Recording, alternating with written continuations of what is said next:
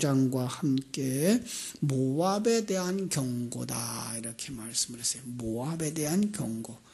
그리고 이제 17장은 다메섹에 대한 경고, 그죠? 다메섹에 대한 경고. 그리고 이제 18장은 구스의 구원 이렇게 되어져 있습니다. 15장, 16장 모두 모압에 대한 경고인데요. 어제 15장까지들 보셨는지 모르겠습니다. 어제 새벽에는 바벨론에 대해서 경고를 했고요. 오늘은 모압에 대한 경고를 그럼 15장, 16장 같이 살펴보려고 합니다. 성경 속에 모압은 언제 출발했을까요? 모압이라고 하는 나라. 창세기 19장에 소돔과 고모라가 멸망할 때 롯이 두 딸을 데리고 피신하죠. 거기서 큰 딸이 낳은 아들이 모압이고요. 작은 딸이 낳은 아들이 베남미, 그래가지고 암몬 자손의 조상이라 이렇게 이제 창세기 19장에 가면 볼 수가 있습니다. 이 모압이 차지한 땅이라고 하는 것이 이제 이스라엘과 대척점에 있죠. 사해바다를 중심에 두고 이스라엘과 대척점에 있어 이스라엘 동쪽에 있는 거죠. 바로 이 요단강 중간쯤까지의 크기예요. 그런 이스라엘 자체가 크지 않은 나라니까 이 모압이라고 하는 나라는 더 작은 나라죠. 더 작은 나라예요. 아주 작은 동네죠, 사실은. 그 다음에 이제 사해바다 그 아래쪽에 덩어리처럼 이렇게 호박 덩어리처럼 차지하고 있던 곳이 이제 에돔이고요. 그런가 하면 이제 암몬은 바로 이 모압의 북쪽에 차지했던 땅이에요. 이렇게 모압과 암몬은 그 시작부터 죄의 씨앗을 상징하는 것으로 등장을 해요. 타락한 자들, 죄의 씨앗, 그죠? 그 후에 이스라엘이 출애굽해서 이제 광야를 들어갈 때에 마지막 거쳐 들어가야 돼요.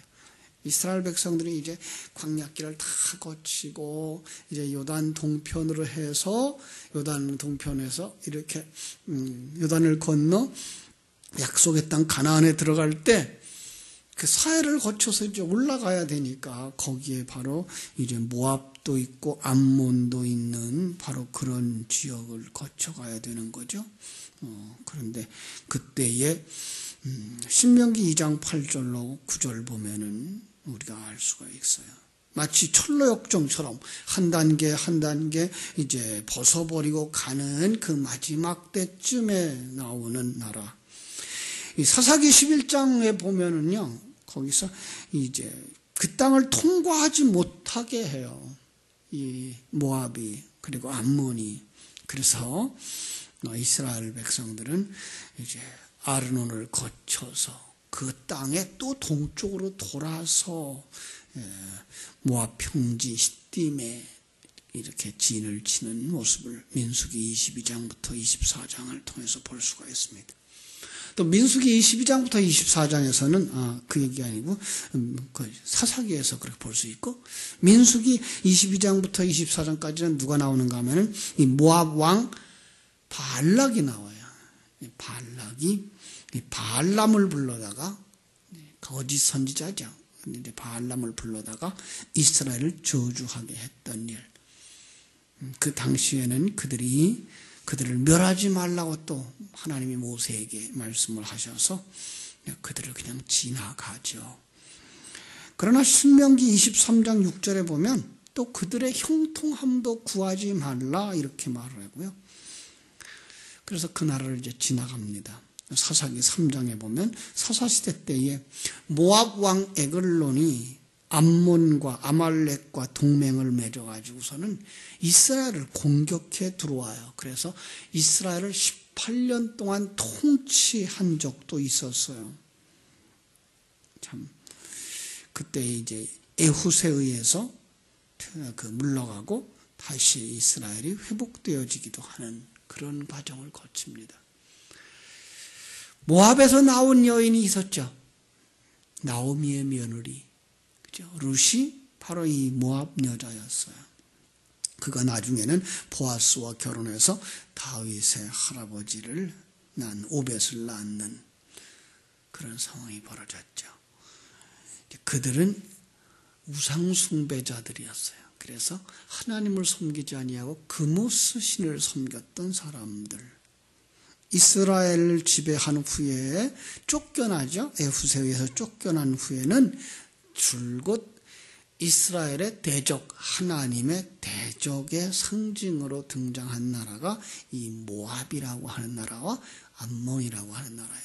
결국은 그 롯의 자손들, 딸들에 의한 자손들은 이렇게 죄악의 상징이 되는 거예요. 그 멸망을 차근차근 보시려면 에레미야서 48장에 가서 보시면은 이제 자세하게 볼 수가 있는데, 오늘은 이사야서 15장, 16장을 통해서 그들에게 경고하시는 하나님의 음성을 들으려고 그럽니다.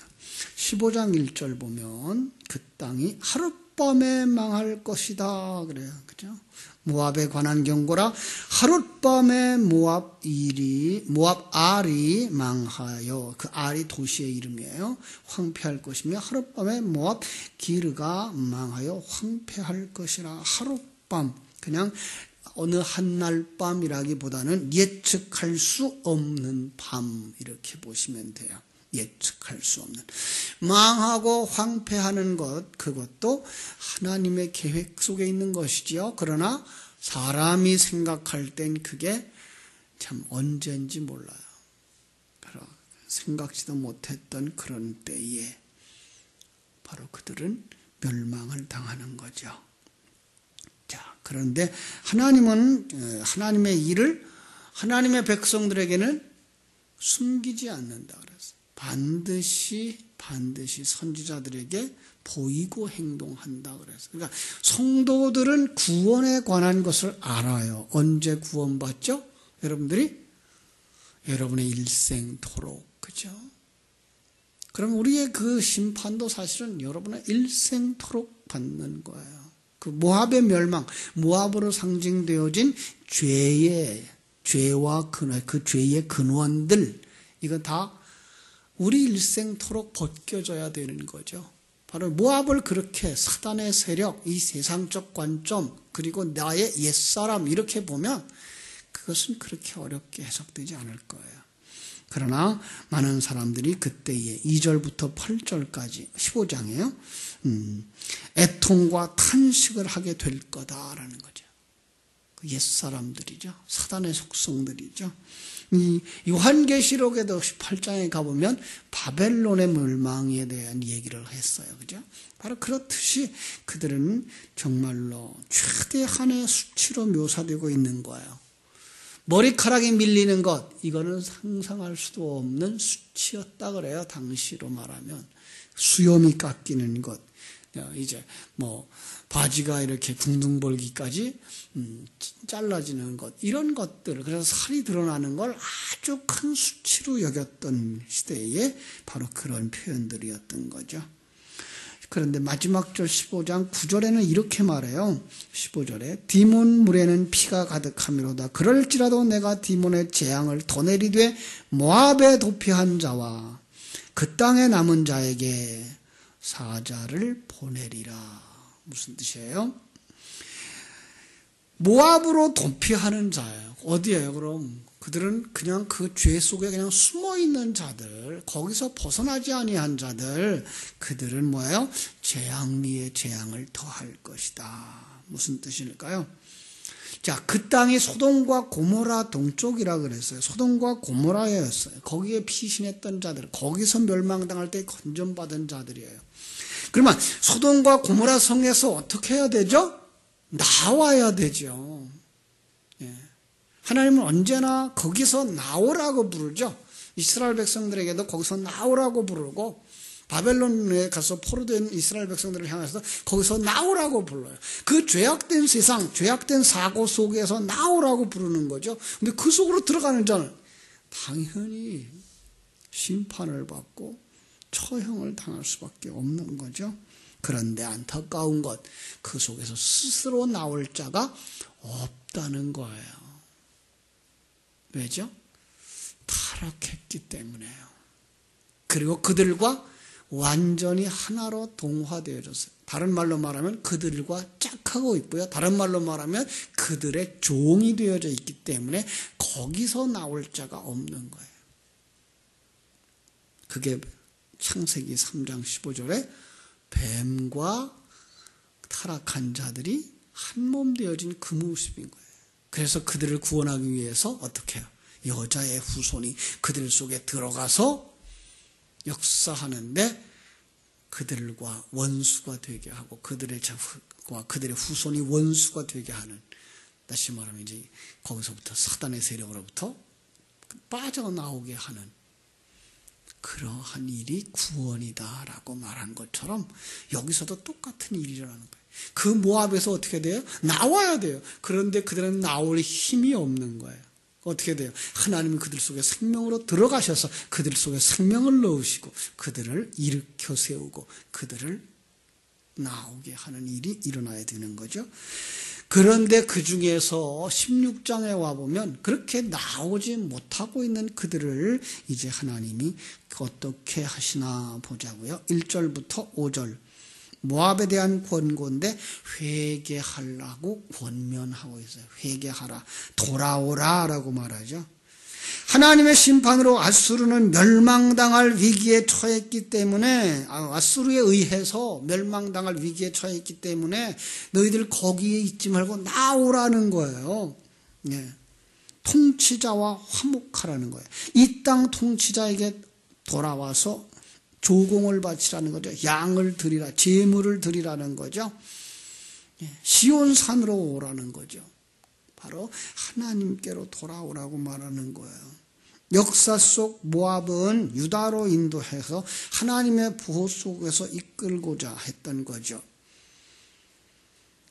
자, 그러면서 이제 이스라엘을 향하여서 3절.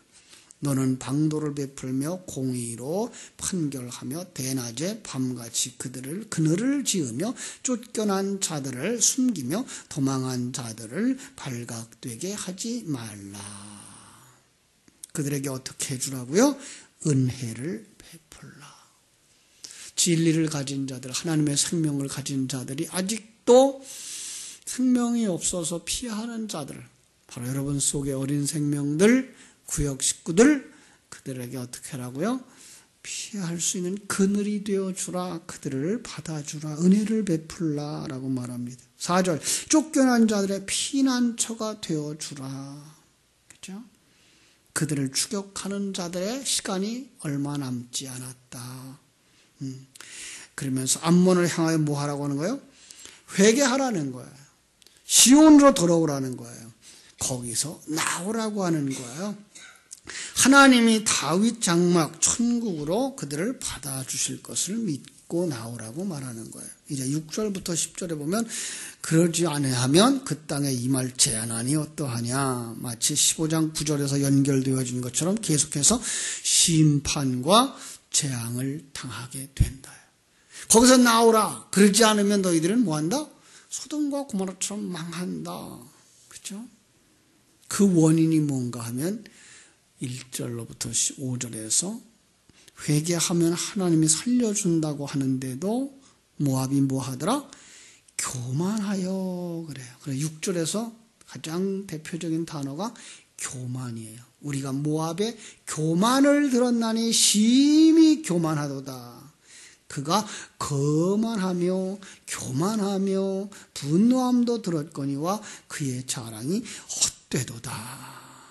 참 안타까운 거죠. 그죠? 여러분, 왜 교만하죠? 왜 교만해요? 난 가졌다고 생각하기 때문에, 나는 힘이 있다고 생각하기 때문에, 난 배웠다고 생각하고 있기 때문에, 나는 선하게 살고 있다고 생각하기 있기 때문에, 나는 종교적인 행위를 하고 있다고 생각하기 때문에, 나가 아직 죽지 않았어요. 그 내가 죽지 않으면 나타나는 게 뭐예요? 교만이거나 열등감인데 이게 다 교만에 속하는 거예요. 내가 아직도 주인 되어졌기 때문에 나 잘났음이 나오는 거예요. 나 잘났음도 교만이고 나 못났음도 교만인 거예요. 하나님이 그냥 나를 이제 옛사람을 제거하듯 내 주권을 제거했어요. 내가 잘났다 못났다도 평가하지 아니하고 오직 하나님이 나를 만드셨으며 하나님이 나를 인도하고 계신 것에 대해서 자신을 퍽 맡겨버리는 사람, 그가 하나님의 생명을 가진 자인 거예요. 그렇죠? 그들은 하나님이 말씀하시면 아멘. 예. 하나님을 기뻐하시며 주님의 뜻대로 이루어지기를 원합니다. 그가 하늘 생명 가진 자요, 하나님의 씨를 가진 마리아와 같은 자예요. 마리아 임신했어요. 이건 불가능한 거예요. 또 일어나도 안 될 일이에요. 왜요? 아직도 정혼한 처녀이기 때문에, 남자를 같이 하지 아니한 자이기 때문에. 그가 임신해서 배가 불러지면 돌에 맞아 죽게 돼 있어요.